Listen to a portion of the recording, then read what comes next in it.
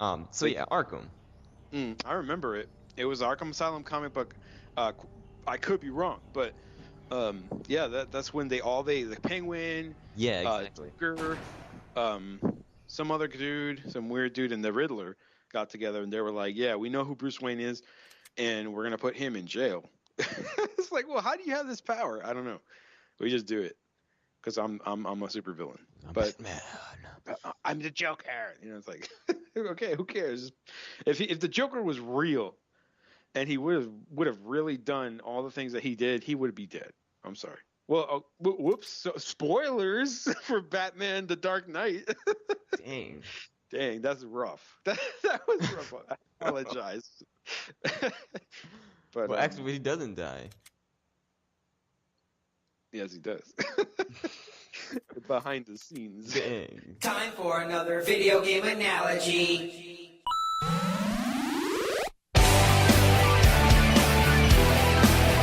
Just party till you terminate, yeah.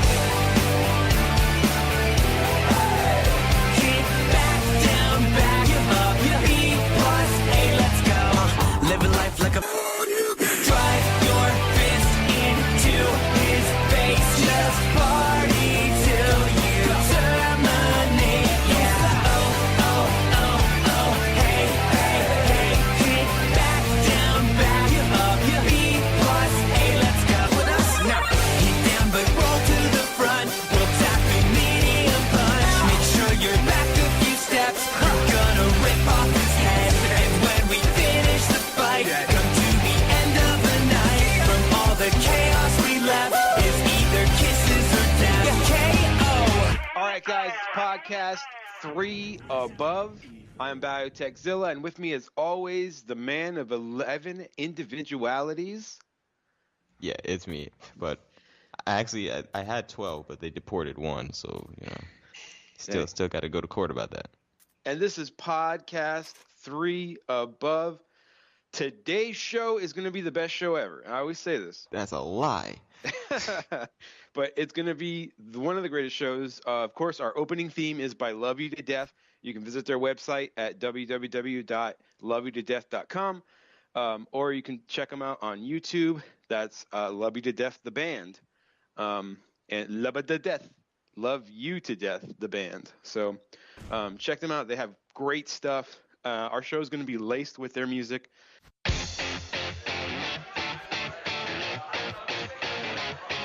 We're just like tripping out on this Friday the 13th stuff.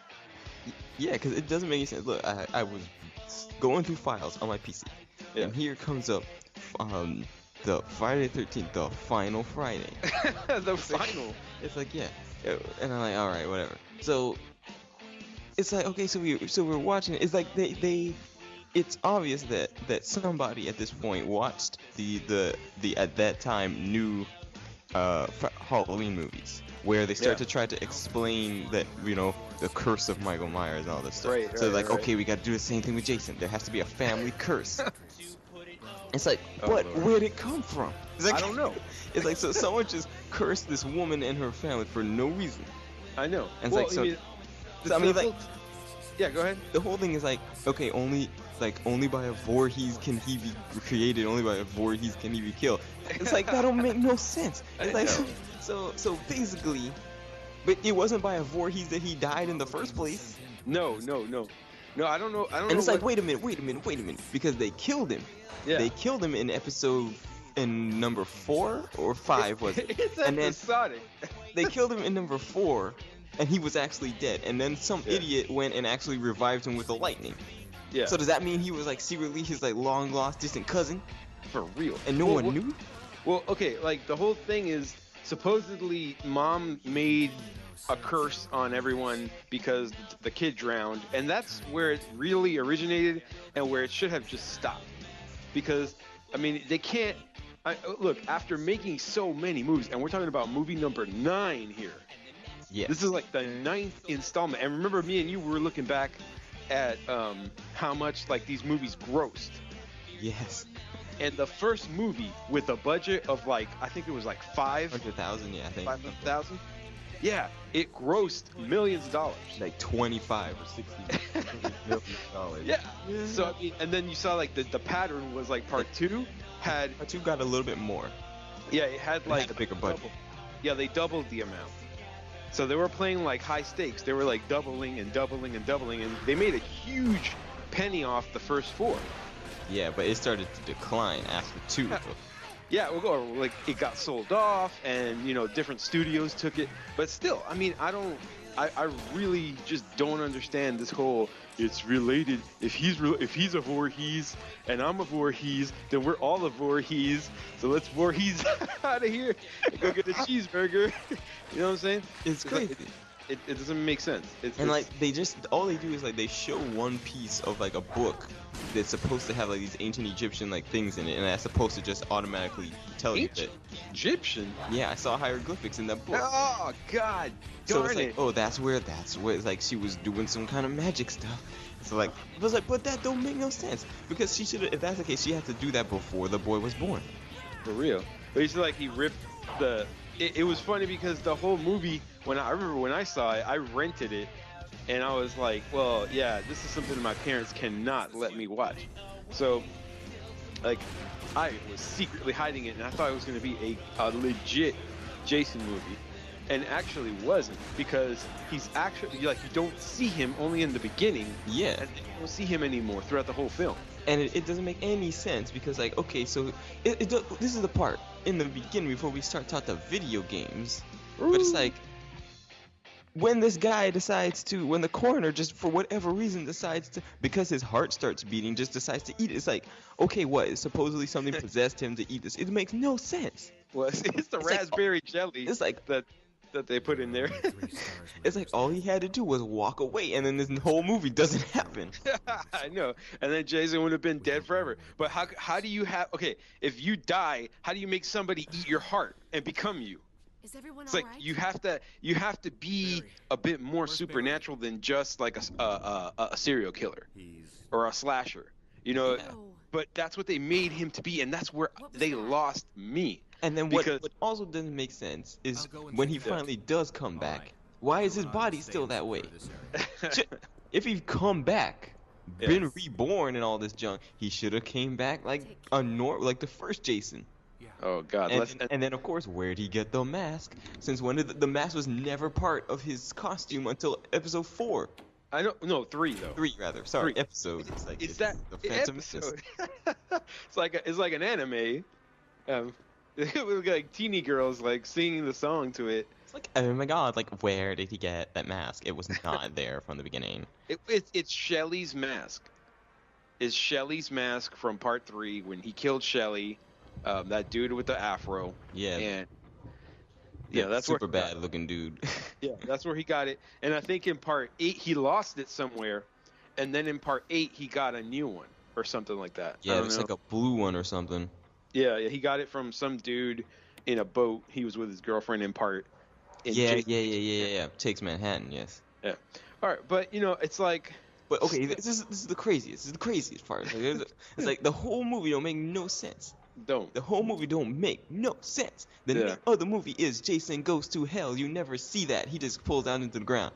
That's it. He's like, then he's dead. And then the mask is there. And then guess who comes and gets it? The Nightmare Man. It's like, you can't do a crossover like that. No, you can't. You can't. But they ended up doing it. In all honesty, like, but they didn't do it. That was the problem. Like, the next movie is Jason X. Yeah. Well, it's only later that they did Freddy versus Jason. Yeah, they made people wait. They say it was actually going to happen. That confrontation was going to happen between the two of them a lot earlier, but just like some things got in the way, and they ended up saying, well, we're going to push Jason X. What a mistake, because, I mean, at this point, you're rebounding off a bad movie in that movie. So it's like the rebound is actually the movie, and then the saving grace of that movie was Freddy's claw taking Jason's mask under the dirt. And everyone was that was the pop. Everyone was like, oh, jam. The next movie is going to be Freddy versus Jason in hell or something. And that would have made a successful movie, even though it was total garbage, campy, crap Jason stuff. It would have been successful. But they decided to go to space, unfortunately. And that's it for me. I just like It's I was like I saw the super mask. He looked like Super Shredder. Yeah. You know, You're it was right. like it could have been Jason versus Ninja Turtles, for all I care. Or Jason eats the Ninja Turtles in like spicy hot sauce. Tonight I dine on turtle soup. But anyway, man, I'm telling you, you know how I always start my stuff. I'm like, man, I am telling you right now, that Godzilla movie looks like it's going to be like the best iteration, the best reboot ever. It could well be the best reboot ever in reboot history, and I'm not talking about the show reboot, which kicked beans generally. Like if they reboot, do you know how they reboot? If they reboot the Terminator, it sucks. Christian Bale looks like a little fried chicken boy. It sucked. They reboot. What's that other movie? It Fried sucked. chicken boy. Yeah, like go get me some fried chicken, boy. Right?